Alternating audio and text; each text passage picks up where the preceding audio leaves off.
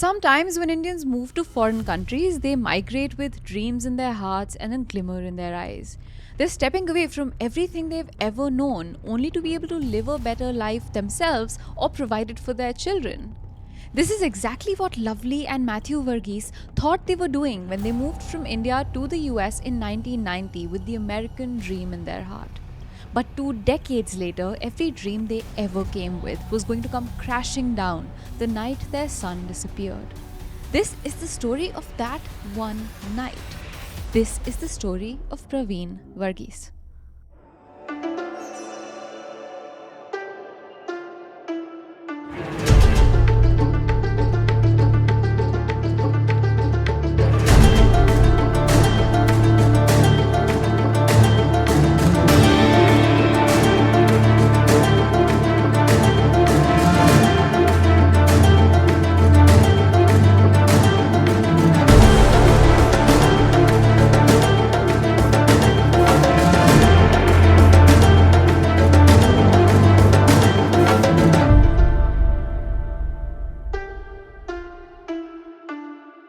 Hi everyone, welcome to Desi Crime, a show where we dive deep into some of the craziest cases from around South Asia.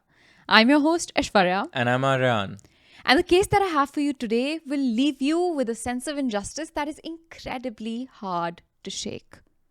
So, all Aishwarya has told me about this case is that it has something to do with a student at an American university. Yep. And the moment she said that to me, it kind of hit home to an extent because we've studied in American colleges and something about that safe haven, that campus being your home. Yeah. Being a place where tragedy can unfold really doesn't scary. sit right with me. And I think there's no denying, Aryaan, even in this case for Pravin, the young man that we're going to be talking about, his college campus was his safe haven. His parents, in fact, lived really close to him. Yet everything was about to come crashing down in a way that I don't think anyone can truly foresee. What went wrong? To begin this case, I'm taking you back to the year 2014. To be exact, I'm taking you to Wednesday, February the 12th in 2014 when Pravin Varughese and his cousin Ashley Thomas were planning to head out to an off-campus party from their shared apartment in the Southern Illinois University in Carbondale, which is about a 5-hour drive from Chicago. You see, both Pravin and Ashley were sophomores at the university and came from two humble Indian-American families that they were both very close to. So only naturally, like every good Desi kid right before a night out, Pravin called his parents that evening, said his goodnights and I love yous, and began to discuss his evening plans with Ashley and his other flatmate, Nate. Aishwarya, when you have a night out planned ahead, do you inform your parents beforehand that you're going to be unavailable through the night? No, not that, but like my parents always had my location, so I knew they'd probably be looking and being like, okay, I hope she's okay, like where has she gone off? So I would just call them and be like, I'm just heading out with my friends. Okay. And then they wouldn't worry So so much. whenever I know that a hangover awaits me, I text my mom, I'm fine, be safe. I'm just not going to be... I'm That's going to be funny. hungover. I'm having a night out, and we have such a chill relationship because of that. Yeah. But she needs to be informed because the nightmare that would unfold if I don't inform her that a Right. party is happening Yep. and I don't Yep. answer my calls, it's not worth I can any party imagine. in the world. No, I can imagine. Now, unlike the parties that Aryaan and I are talking about, these three men weren't in a huge party mood. You see, Ashley and Nate both had 11 p.m. shifts at a bar called Sticks that very night and classes the next morning. Pravin had just finished his shift at Jimmy John's that very day and was already kind of tired. Plus, he had an early morning class the next morning too. So this wasn't going to be a crazy night, but the men still wanted to head out. And the two places that they decided to hit were a house party that they heard about on Twitter and Sticks, a club that they went to almost every weekend, and the one that Ashley and Nate had 11 p.m. shifts at. And so by around 9:30, 9:45ish, the men were out of their apartment, had parked their vehicle street side, and were inside the house on 606 College Street for the house party. When Ashley wakes up the next morning at around 11 a.m., he knows he slept in, but he had a late night last night and only got home at around 3 a.m. He's all groggy and sleepy, but pulls himself out of bed for his first class when he notices that Pravin's room's door is closed. Ashley just assumes that Pravin has already left for his first class because Pravin had an earlier class than he did, and so he just goes about his day as usual. He goes about his day as usual till he gets an unusual phone call. When Ashley picks up this phone call, he feels a pit in his stomach. There's the unshakable feeling that something has maybe gone wrong. On the other side of the phone is a mutual friend of Pravin and Ashley's named Kyle. In fact, Kyle was with them partying the night before. You see, Kyle and Pravin had the same major, criminal justice, and when Pravin didn't show up for his first class that morning, Kyle found it odd enough where he decided to call Pravin. But when Pravin didn't pick up or respond all day, Kyle then called Ashley and asked if Ashley had seen Pravin all day. Ashley hadn't seen Pravin all day, and neither had Kyle. Slightly panicked at this point, both Kyle and Ashley go to Ashley and Pravin's apartment parking lot to see if his car is still there. And it was. So he hadn't gone back to his parents or anything. It's also February in Chicago, so it's not pleasant walking weather in the slightest.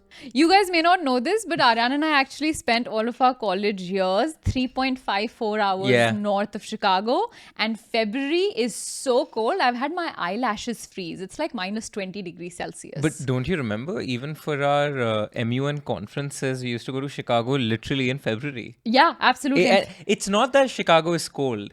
It's windy. Chicago's windy as hell. It's the coldest wind you've ever felt. So windy. It's snowy. Yeah, it's cold. Added to the fact that Chicago is cold in general was the fact that this was the 7th coldest February in Carbondale history, because of which both Ashley and Kyle assumed that Pravin hadn't just decided to walk off for a stroll by missing his class. The men, now more panicked than ever, get into their car and discuss when they last remember seeing him. The men know that they were all together at house 606, but then Ashley remembers that he and Nate left the house at around 10:45ish to go to the club Sticks for their 11 p.m. shift. Ashley remembers telling Kyle, Pravin and a bunch of their other friends to arrive at Sticks soon so that they could all continue their party there. What Kyle remembers is leaving the house party a little bit after Ashley with some of his friends and their girlfriends to head to Sticks, but that Pravin wasn't with them. Ashley was working the gate at Sticks that night, checking IDs, and he remembers Kyle and the other friends arriving at Sticks, but he doesn't remember Pravin arriving. He's sure of it. That's it. That's their last memory of him. From what Kyle and Ashley remember, Pravin never left house 606 on College Street. So we have a group of 4 friends, Ashley, Kyle, Nate and Pravin, Yes. of whom Ashley and Nate actually have a job to do Yes, late at night. at Sticks. So they can't party through the night. Yes. Around 10:45 p.m. they head to their jobs and they're like bartenders and bouncers at the club. Common job for a student to do. Absolutely. Once Pravin and Kyle and their other friends complete their party, the intention is to go to Sticks. Yes, where they can all just be together again for the night and probably chill, have fun, and then head back home together. Yeah. But what the combined recollection of Kyle and Ashley suggests is that while Kyle and his buddies went to Sticks, there's no sign or proof of Pravin having left or being in Sticks. Or arrived at Sticks. Absolutely. Got it. Considering Ashley and Kyle's last recollection of Pravin is at house 606, that's where they decide to drive to, hoping they find a drunk Pravin inside the house or hoping they meet someone who saw him that morning. When there was no sign of Pravin at the house either, the men went full force. They checked in alleys behind the house. They asked random passers-by. They even decided to call nearby hospitals just to make sure he hadn't gotten admitted there after getting hurt or something. They even called the apartment manager to make him open the lock on Pravin's door. But there was no sign of Pravin. It was as if a vortex opened inside house 606 and swallowed Pravin whole, leaving no trace behind. All his stuff was still in his room though, including his car keys, phone chargers, and other essentials he'd likely take if he had left voluntarily. Ashley, like a true friend and trooper, was avoiding calling Pravin's parents, his own mama and mommy, up until now, because they weren't supposed to know that the men drank or worked at a club and stayed out till 3 a.m. on school nights before exams. And so Ashley was exhausting all of his options before he knew for sure that Pravin's parents or the police had to be called. But unfortunately, by 8:30 p.m. on the 12th of February, almost 24 hours since Pravin was last seen alive, Ashley places the dreaded phone call and dials 911. Soon after Ashley made that call, Carbondale police were going to call Lovely and Mathew Varugese. marking a series of events that would go on to ruin their lives and destroy the family that they had worked so hard to create and to protect. Lovely and Mathew Varugese both hailed from Kerala in the south of India. When the couple had decided to move to the US in the year 1990, they didn't have any kids yet, but they knew they one day were going to, and they wanted to give them the best life they possibly could. They also weren't going to be totally alone in this foreign land, since Matthew's sister had already moved to the US a few years ago and would form a pillar of support for the couple. Soon after arriving, the couple moved to Morton Grove outside of Chicago and resumed the jobs they held back in India, with Matthew working as a respiratory therapist and Lovely working as a nurse. And slowly but surely, their family grew. First came a daughter, Priya, in 1993, and very quickly after that, just 17 months later, their first and only son, Pravin, followed in the year 1994. 7 years after Pravin's birth, the couple went on to have a somewhat surprise baby in the form of their second daughter, Preeti, the best surprise ever. With their 3 kids, the Varghese family felt complete. Their home reverberated laughter and the sound of toys and cartoons and sibling fights and happiness. The parents valued raising their kids themselves. So for much of the first 14 years after the kids were born, Matthew was on a continuous 14-year night shift so that he could take care of the kids in the morning while his wife went to work. In a conversation with Stephanie Harlow, Lovely said that her husband's chest was her kids' favorite place to be. They doted after him and he after them. Among these childhood memories of the kids, Pravin's character shines through. He was an emotional and kind boy, wearing his dad's clothes when he was gone for work, or snuggling in between his parents when they would kneel down to pray, or giving random neighborhood kids piggyback rides around the streets. Apart from being a loving and caring brother, Pravin was also supremely talented.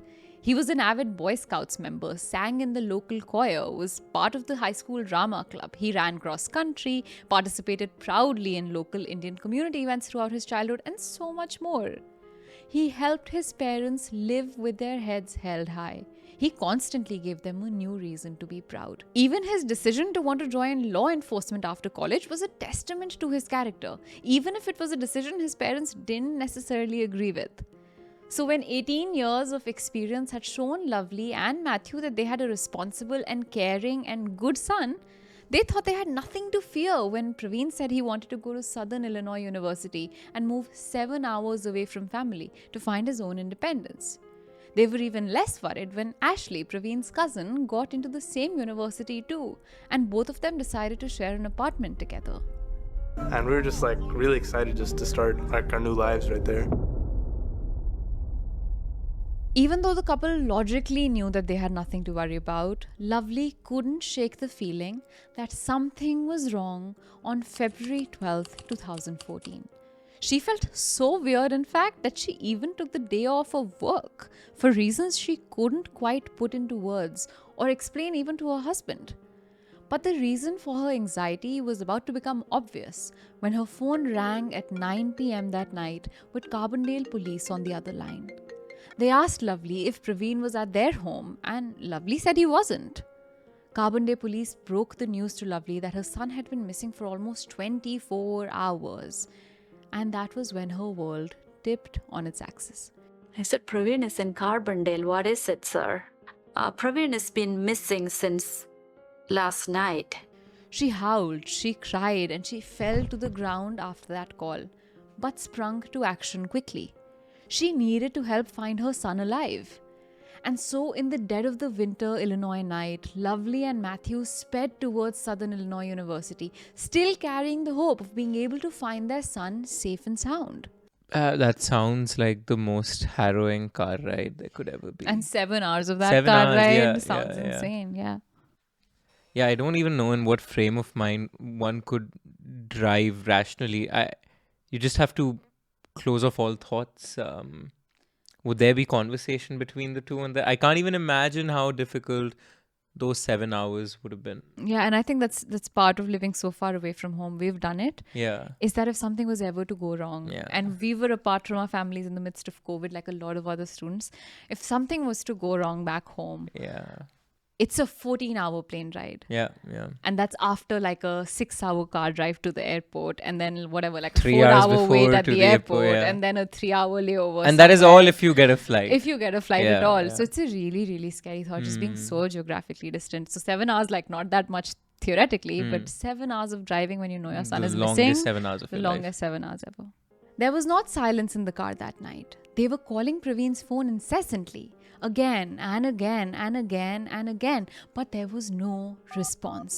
Pravin's phone was either dead from having lost battery or it had been deliberately switched off. The couple finally arrived in Carbondale at 4 a.m. the next morning. They quickly picked Ashley up and headed straight to the police station, where they were told to wait till 7 a.m. when the investigators would arrive and then come back.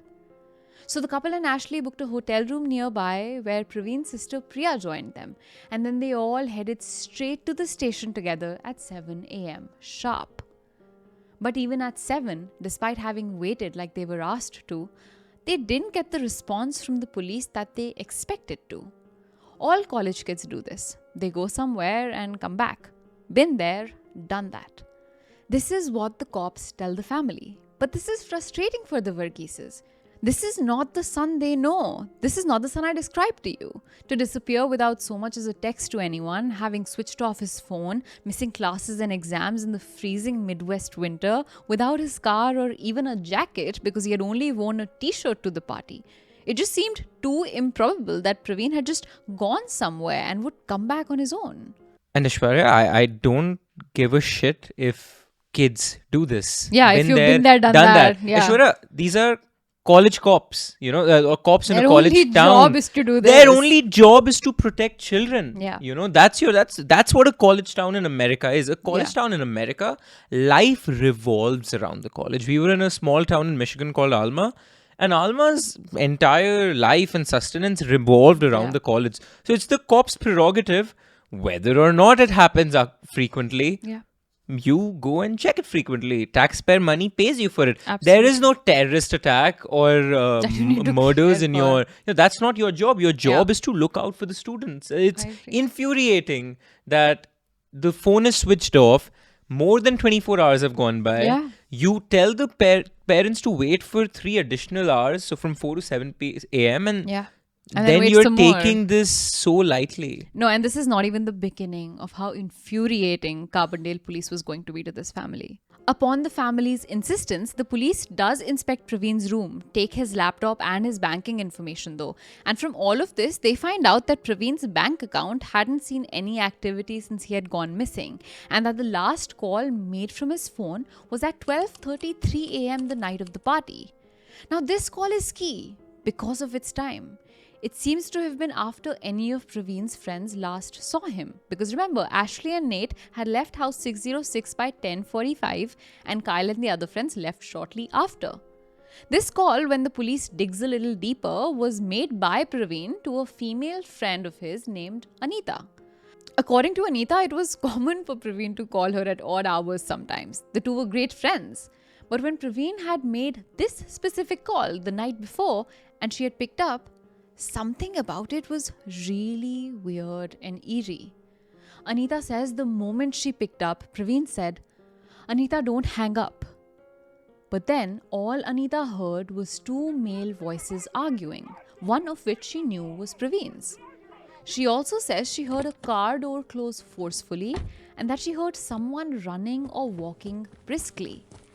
Then she heard a man say, "Give me that back," to which Pravin responded, "I'm trying to help you." Then Anita says there was more running, but after a minute of Pravin not responding to her, she cut the call. This was the last Anita heard from him.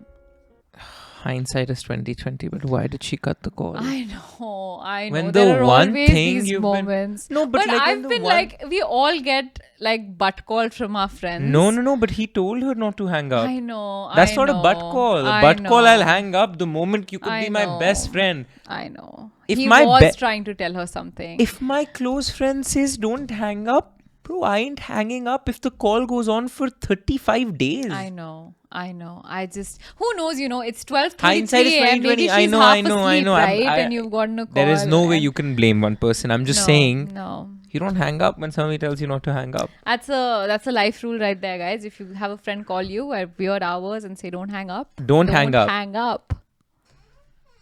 What the fuck? I know. Anita's account of the call alerted the police a little, causing them to employ helicopters, ground search parties with search dogs, and a $15,000 prize fund, all in an attempt to find Pravin. A candlelight vigil will be held tonight for a missing SIU student. The sophomore hasn't been seen since Wednesday night.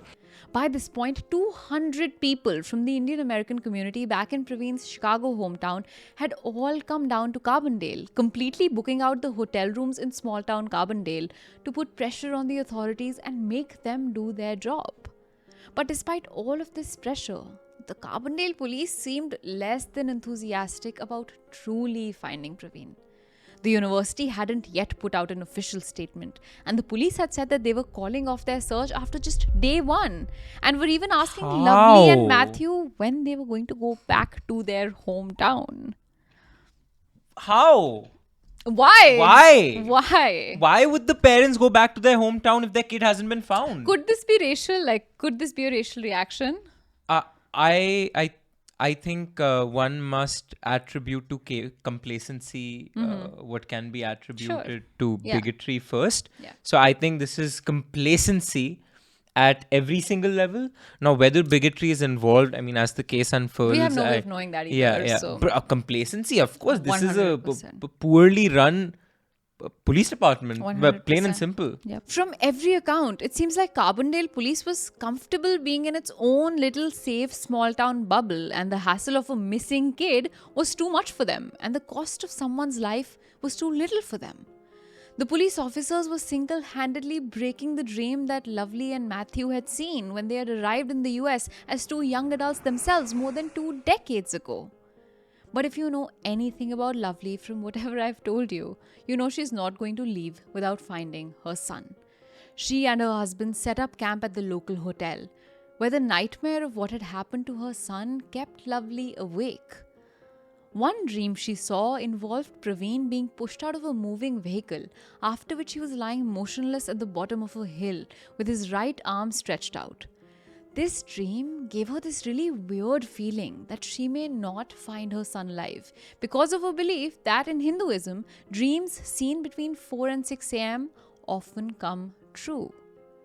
Despite her nightmares though, Lovely got some form of respite when she learned that the Lieutenant Governor of Illinois, Sheila Simon, had personally reached out to Carbondale police asking them to continue looking for Pravin, and the police complied. The search for Pravin was thankfully going to continue until the morning of the 18th of February. By this point, Pravin had been missing for 5 whole days when the dean of the university comes to visit the Varugheses and ends up telling them that the police had gotten a tip that they were out hunting down right at that moment. Shortly after the conversation with the dean, the deputy chief of police is in the very same hotel room. And Lovely says at that moment, she just knew something was wrong. "Did you find him?" she asks. "Yes," the officer nods. "Is he alive?" "No." The sounds of screams and cries echoed through the hotel room as countless cried for the loss of a man the world was lucky to have. "Where did you find him?" someone asked at some point among the commotion, when the officer just walks to the window and points out to the woods. Pravin was found less than 400 yards from his family's hotel room in the wilderness by the highway. Then someone asks how he died, to which the police gives an elaborate story that many will come to question, doubt, or completely reject. They say that after the party, Pravin had gotten a ride from a friend and gotten into their car because of how drunk he was. The police also suggested he probably had done some drugs at the party. In that car, they say, Pravin got into an argument with the friend, because of which the friend pulled up the car on the side of the highway and asked Pravin to get out. And Pravin did. Because of the drugs and alcohol, Pravin ran into the woods near the highway where he died of hypothermia because he was only wearing jeans and a shirt in the freezing weather. When his body was found, he was on his back, only wearing his boxers, his jeans, one single sock with his shirt under him, and the other sock, his shoes, and his phone near him. Many wondered why Pravin would take off his clothes in the freezing cold, for which the police also gave a very eerie explanation. A phenomenon called paradoxical undressing, where people experiencing fatal hypothermia will suddenly experience the feeling of intense heat and remove all of their clothes. Like in the Dyatlov Pass case, Aryaan, remember? It's a wild case, y'all, of these Russian hikers who've all been found like naked with their clothes scattered around in the freezing tundra. Russian cold. Yeah. And this is a common occurrence. You do feel Very like, common because your occurrence, blood yeah. suddenly surges to the skin. Right. You feel hot all of a sudden, and you take your clothes off and your blood freezes. And that was the police's explanation. Now, none of this was making any sense to Lovely. Sure, she's the mom and sure, she's grieving, but she knew her son better than anyone. She knew there was no drugs. Nobody she had spoken to about the party mentioned him doing any either. Without the drugs, it just doesn't make any sense why a healthy, gym-going, fully functioning young man with his phone charged and on him would run into a forest off of a night of drinking when the main road is right there and just die from the cold. Now, I understand what Lovely is saying, but believe it or not, at Aryaan and I's college, eerily enough, in January of the year 2014, just a month before Pravin died, a freshman died exactly like the cops are saying Pravin died. This student was drunk and got told he couldn't enter a party, after which presumably he couldn't find his dorm room again.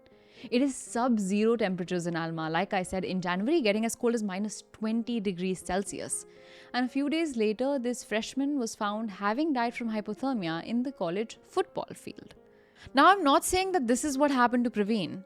I'm just saying what the cops are saying does actually happen to healthy, young, fully functioning college-going kids.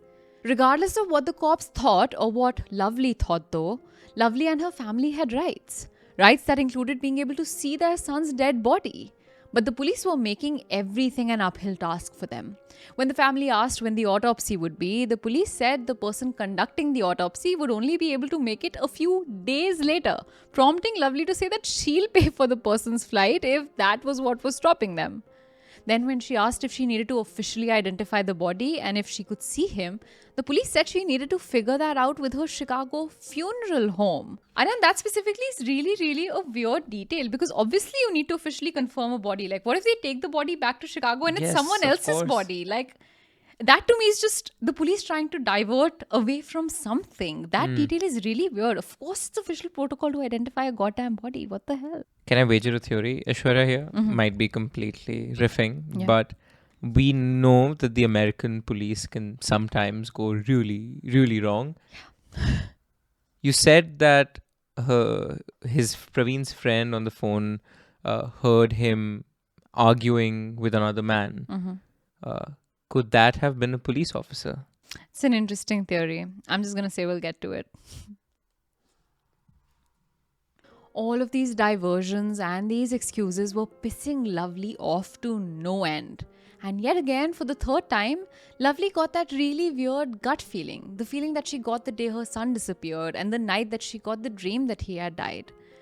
This time, she suddenly felt like something was being hidden from her. And this suspicion of hers comes true the moment she is finally allowed to walk into the morgue and see her son's dead body. Lying on a cold metal bed with a white sheet covering him to his shoulders, this is Lovely's little baby boy, lifeless and looking like he's been beaten up. "Who beat up my kid?" were the first words that left Lovely's mouth the moment she saw his body. And her reaction was not wrong. There were so many bruises on this boy's face and all over his body that it's crazy the police called it an accidental death without more information. Aryaan, I want you to see a few of these photos of his body and tell me what you think. This is photo 1. Oh my God, Aishwarya. What the fuck, man? Yeah, I mean, The first picture, and I don't think we can show these on YouTube unless our video gets taken down. Go to our Instagram at Desi Crime if you Yeah. want to see these images. But this poor boy has been beaten up. Clearly, like his head is bruised. Yeah. His eyes have marks under them, like quintessential being punched in your eyes kind of. And is that stitch mark? Is that that's just the autopsy? That may be just the autopsy. Yeah, his legs are bruised. His shin is bruised. Look at the amount of scratches on And his what are the? body. I was about to ask. So his abdomen, just his is arms. all scratched up. What Yeah. could that be like? There are multiple theories for that, and we'll come to that. That is Terrifying from every account. that is not hypothermia. You No, lying pieces no, of shit. no, I'm it's not. sorry. No, it's not. You're lying. Like that's not hypothermia. Yeah, that's hypothermia with being beaten up. And the police still had theories for how these marks came to be. To describe in a little more detail to you all what we see in these pictures, there are multiple bruises, like Aryaan said, all over Pravin's forehead. But those bruises on his forehead aren't cuts. They kind of look like very dark burns, and that's the best way I can describe them. There are 3 major burn-like bruises on his forehead that are causing indentations like bumps on his forehead, with multiple other smaller ones. And all around these dark bruises, his forehead is completely red. Lovely wants you to see these photos of his forehead because, according to her, it is seeing these photos that makes it really obvious that the police's theory doesn't make sense. The police's response to all of these injuries? Caused by hypothermia. I looked up hypothermia injuries and did some digging, and they literally, truly look nothing like the injuries that Pravin sustained. The police didn't even bother looking for the friend that they claimed that Pravin got in a fight with. All they cared about was Lovely asking when she'd be sending over the $15,000 prize money for the person that sent in the tip. But at that moment, all of this mattered very little to the Varughese. After placing a cross at the location where Pravin's body was found, headed back towards Chicago to lay their son to rest. The son who was supposed to lay them to rest. This was not how it was supposed to go. The Varughese must have thought that the entire long 7-hour drive back. It was back in Chicago that the autopsy results arrived, with the medical examiner agreeing with the police's theory, calling Pravin's death accidental, attributing his death to hypothermia and attributing his bruises to consistent with running in the woods. All of this was putting Lovely on the verge of wanting to get a second autopsy, when suddenly she got a call from the funeral home coordinator who confirmed that she needed to get a second autopsy. The coordinator asks her to come down to the funeral home as soon as she can, and when she does, he asks her a rather weird question. "Are you a nurse?" he asks. You see, back in Carbondale, Lovely and her husband had only seen Pravin's body from his shoulders up. But at the funeral home, the coordinator takes Lovely to Pravin's body and takes the cloth off, which is when her heart breaks. There aren't just the wounds on his forehead, there are wounds all over his body. There were also defensive wounds all over his arms and palms, wounds that are made when you use your hands to shield your face or other parts of your body. There were wounds on his back, on his chest, all over his upper body. There was one major bruise on his thigh and another one on his elbow. Very quickly, the Varughese family got a second autopsy conducted by the 21st of February. And this second one labeled the cause of his death to be blunt force trauma to his head and stated that this was someone who, quote, had a violent encounter, end quote. Eventually, Pravin's toxicology report comes back too. And according to it, Pravin neither had any drugs in his system nor any alcohol. This detail to me suddenly changes everything. This is no longer a case like the one from our college. This is something different, something more sinister. This is an interesting note because there was alcohol in Pravin's urine, just not in his blood, meaning he did drink that night, but everything he did drink wasn't in his bloodstream when he died, meaning he had pretty much sobered up by the time he died, unlike the police claimed. It is because of details like this one that the Varughese family decides that they will not pay the $15,000 to the Carbondale police until they agree to reopen an investigation back into the case. Meanwhile, back in Chicago, members of the Indian American community formed the Pravin Action Council to keep Pravin's memory alive till a killer is not caught. But all of this while, there has been no sign of any killer. Who could have possibly done this to Pravin? When the Varughese family was contemplating the answers to these questions, a video was released to the Carbondale media channels that gave everyone the eeriest feeling. As described by Stephanie Harlow, the video is dash cam footage from a Carbondale police officer's car, with the footage dated to the night of Pravin's disappearance. Minutes later, at 12:33 a.m., a state trooper spotted the empty truck and stopped to investigate. In the video, one can see that the officer noticed a parked truck, a black Dodge truck to be exact, with flashing lights on the side of the road, and pulled up behind it. Soon, a young man emerges from the woods nearby and has a conversation with the officer that we can't hear, after which the officer shines his flashlight into the woods, looking in there for a minute. Then he talks to the young man a little more, and then both of them leave to go their separate ways. This footage left the Varughese family with a ton of questions they needed answers to. What did this young man tell the police? And why did the officer not try harder to look for Pravin in the woods? Why was this man not investigated or arrested if he was investigated? The family needed to know. And so Lovely and her supporters all lobbied the Carbondale City Council and demanded to see all of the material used by the investigators to reach their conclusion that Pravin died an accidental death. They wanted to see CCTV footage, interrogation notes, call logs, everything. There are still small weird details here, like when the family had previously asked the police department for this very information, the department had sent them only a few newspaper clippings, which needless to say are not materials from the investigation. That's why the family took the matter to the city council the second time. The city council members, so touched and moved by Pravin's life and so devastated by the work of Carbondale police, granted the family's request. Soon, tapes and files and boxes full of material arrive at the Varughese home, where they sift through detail after detail with a fine-tooth comb. And everything they see only further confirms their suspicion that something much darker and sinister went on that night. In the boxes, the family finds an interview of the police with a man named Jonathan Stanley, the same man who sent in the tip. Remember the tip? The tip that the university dean told the Varugheses about? The same tip that helped the police find Pravin's body, for which the family needed to pay $15,000? This interview was conducted on February 17th. When the family begins watching Jonathan's interrogation, Jonathan can be heard telling the police a chilling story. He says that just a night ago, meaning February 16th, which was 4 days after Pravin had disappeared, Jonathan was hanging out with his cousin, Gage Bethune. The two men were browsing through their TV when suddenly they came across the news of Pravin's disappearance.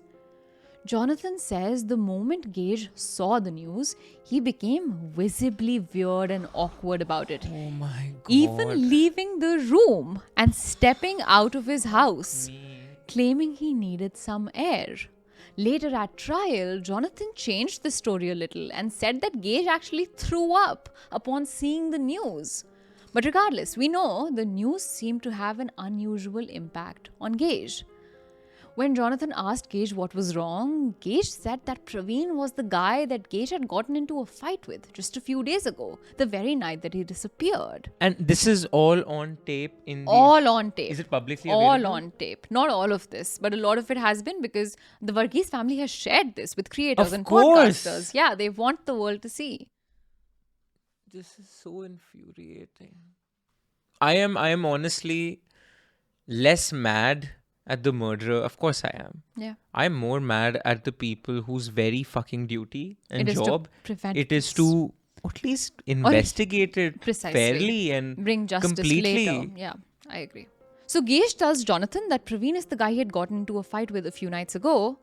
But Jonathan was with Gage the night that Gage says he got into a fight with Pravin and the night that Pravin actually disappeared. The two men lived a little outside of Carbondale and had driven into Carbondale together with some friends in Gage's black Dodge truck to attend a birthday party at a different friend's place. This birthday party was also on College Street, the same street where house 606 was located, where Pravin was last seen alive by his friends. Now, Jonathan says he passed out shortly after arriving at the party at around 8:30ish because he had gotten really sick from something he had eaten a while ago. And so he doesn't remember much of what went down with Gage for the rest of the night. But he does know that at some point in the night, Gage decided to leave because he wasn't feeling the party anymore and asked the other friends that he came with if they wanted to ride back with him since they'd all come in the same car. But everyone else said that they wanted to stay, and so Gage left the party alone. Jonathan says he doesn't remember exactly when Gage left, but that it was sometime between 10 p.m. and 1 a.m., which, like Stephanie Harlow points out, is a huge window for a really important detail. Jonathan also says that Gage wasn't drinking that night at all. Anyway, Jonathan tells the police that after that, he didn't see Gage till the next morning, which is when Gage tells him that last night a kid asked him for a ride and they got into a fight. Let's be clear now, let's call this version of Gage's story version 1. In this version, Gage says that he parked outside the house where the party was when this guy asks him for a ride back home and Gage agrees to give him a ride. I was leaving the party and he came up to my window and said, "Hey, give me a ride." But Pravin being the guy that asked him for a ride, starts to play around with Gage, not really giving him the location he wanted to be dropped at and making him go in circles around town. Then Gage says Pravin took $25 from Gage's car's cup holder and began taunting him, which pissed Gage off. Angry, Gage kept asking Pravin for the money back, but Pravin apparently tried to exit out of the moving car, because of which Gage sped up to prevent Pravin from leaving so he could get his money back. Eventually, the car was on the highway where Pravin's body was found, and the men were in sort of an argument over the money when Gage pulled over the car by the ditch on the highway when Pravin gets out of the car with the money and runs into the wood. Gage said he followed Pravin and the men got into a physical altercation with Gage on top of Pravin and Pravin on top of Gage too, after which Gage managed to get his money back. Right around at that moment, Gage says he saw police lights flashing close to his car and so he ran out to talk to the officer, but Pravin ran further into the woods. This is story number 1. What happens after this was captured on the dashcam of the officer that the Varughese family saw on the news. The officer pulls up behind Gage's car, points his torch into the woods, talks to Gage a little, and then they both go their separate ways with no sign of Pravin. Now comes version 2 of Gage's story, the version he gave to the officer who had pulled up behind him next to the woods the night of the disappearance. This is a conversation that we couldn't hear on the dashcam footage, but one that the officer has come forward himself to confirm. This officer says he saw the car parked, pulled up, yada yada, we know all of that. Then he sees Gage run out of the woods. When he asks Gage what was going on, Gage says, quote, "A black man had just tried to carjack him on the highway just a few minutes ago." Gage says he saw this young black man standing by the highway road asking for a lift, and so Gage, being the good Samaritan he is, stopped to ask him for what he wanted. I'm a nice guy. I help just about anybody I see. If I see an old woman standing on the side of the road, with a bag full of groceries, I'm going to help her out. But Gage also told Pravin that he'd like Pravin to pay for his gas if he helped him out. While Gage was saying this, he claims that Pravin put his hand into Gage's car through the window and tried to steal some money he had kept in the car. When Pravin did this, a scuffle broke out. Pravin ran into the woods. Gage followed him to get his money back and came back when he saw the cops, but Pravin ran further in. I hope you all see major differences between this story and the one that Gage told his cousin Jonathan. For one, in Jonathan's story, Pravin was asking Gage for a ride outside the house party. But in this story, Pravin was a carjacker standing in the middle of a highway close to where his body was found. In the first version, Pravin was giving Gage weird directions to where he wanted to go, but in this version, Pravin never actually sat in Gage's car. After these two versions of the story, Gage was called in by the police after the Jonathan interview, and Gage gave police what we will call version 3 of the events of that night. In this interview that the Varughese family watched with pits in their stomach, Gage is telling police sort of what Jonathan told police. Pravin walked up to his car outside of the house where the party was and asked him for a ride down to the road, likely to the club Sticks, where the rest of Pravin's friends were. Gage noticed Pravin was just wearing a t-shirt and jeans in sub-zero weather and really wanted to help and said yes. Quote, "It was cold outside. Nobody needs to be walking when it's cold. I offered the man a ride." End quote.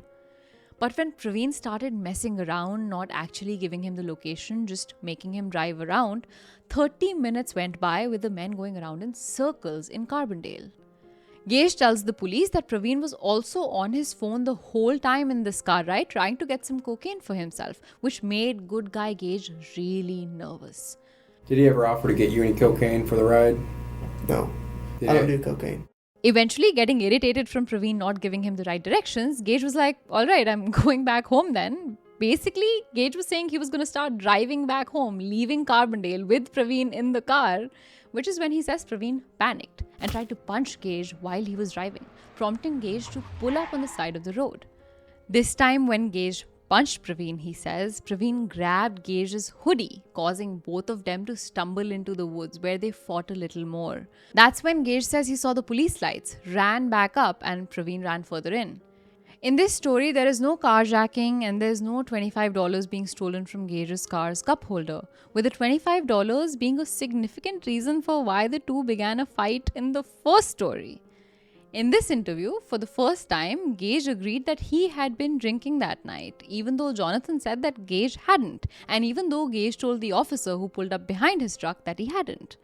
In fact, it's only revealed later that one friend actually refused to sit in Gage's car that night because of how drunk and how out of it Gage seemed. On the other hand, someone else who Pravin had asked for a ride from that night came forward to say that Pravin actually seemed completely sober.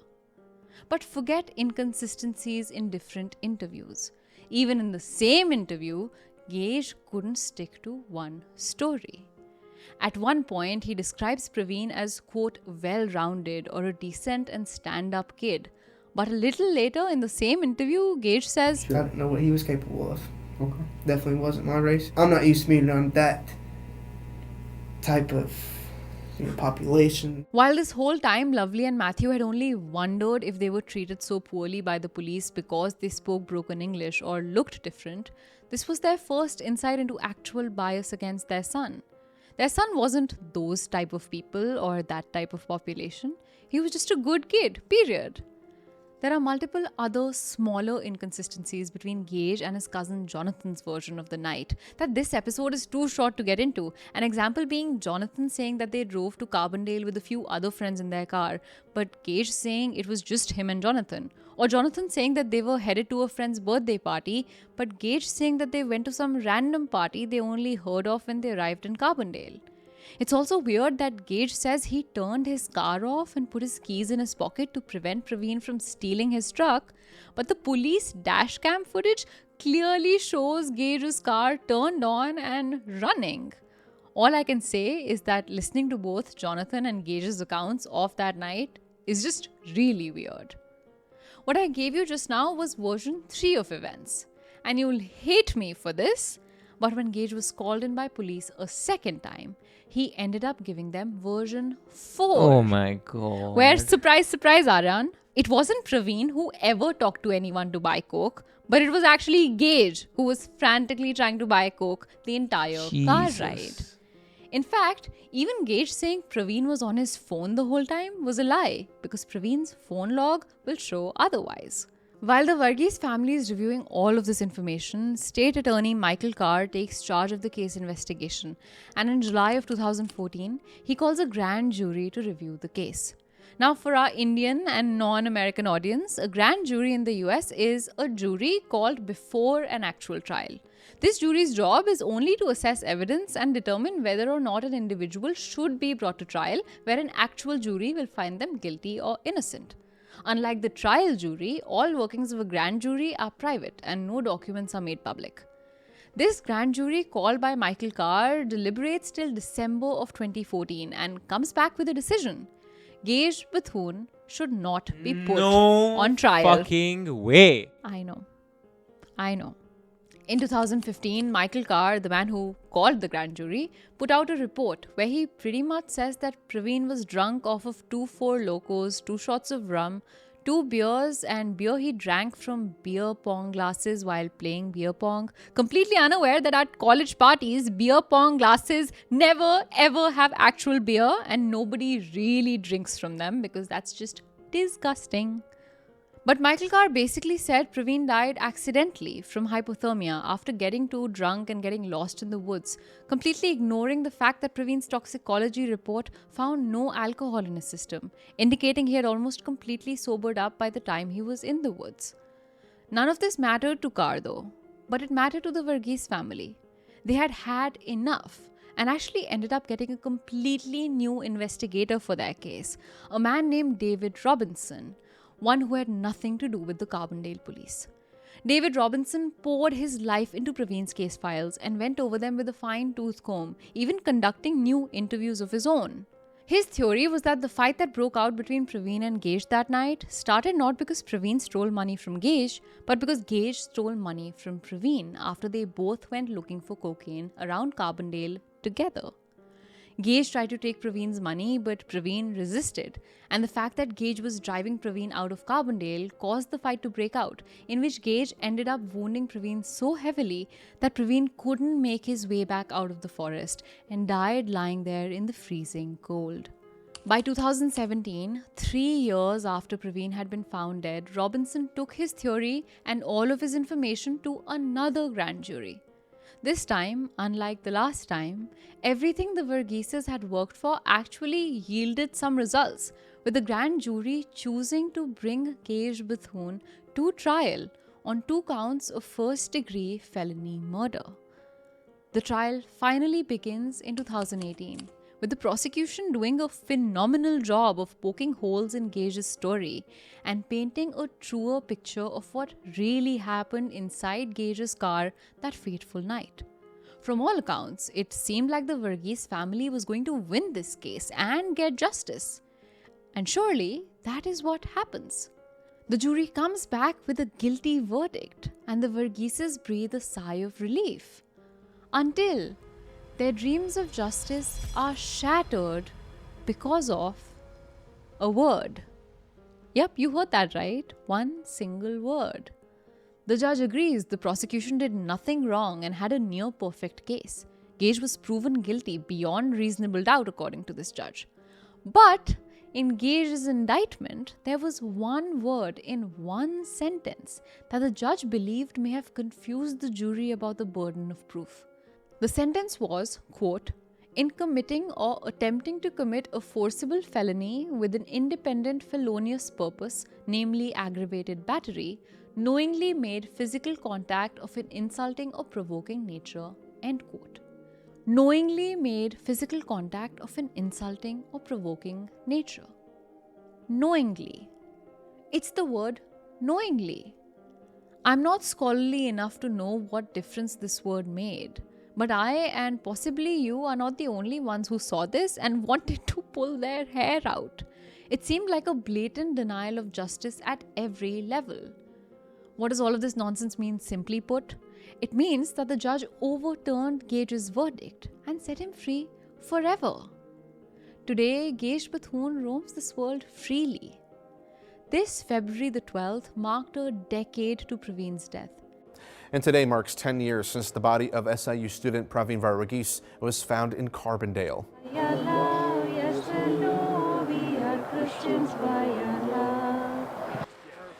While she is still holding on to hope for greater justice, she is happy at least Gage never got labelled innocent in the court of law. That is something nobody can take away from her or her son. Gage now has a daughter of his own too, a privilege he took away from Pravin, who would have turned 30 this year and probably would have had a wife and a family of his own. I wonder if looking at his child's face every day reminds Gage of Pravin's, of someone else's child who died too soon. I wonder if he sold the truck he drove that night and who drives it today, and if that person knows what the doors of that truck know. I'm not as strong as Lovely, and I find it really hard to see the silver lining in this. In the story of a boy who wanted to protect others, who nobody was able to protect. But there is some peace in knowing that Pravin lives on. He lives on in Lovely. He lives on in Ashley. He lives on in the streets of Carbondale. Pravin lives on in all of us. If you like what we do here at Desi Studios and absolutely love what we're wearing today, this is merch you can go buy all for yourself. You can buy this Desi Crime merch in our YouTube store on the link down below at Kadak Merch. Keep the engines at Desi Studios rolling so we can pay our videographer right behind the camera to make these amazing episodes just for you.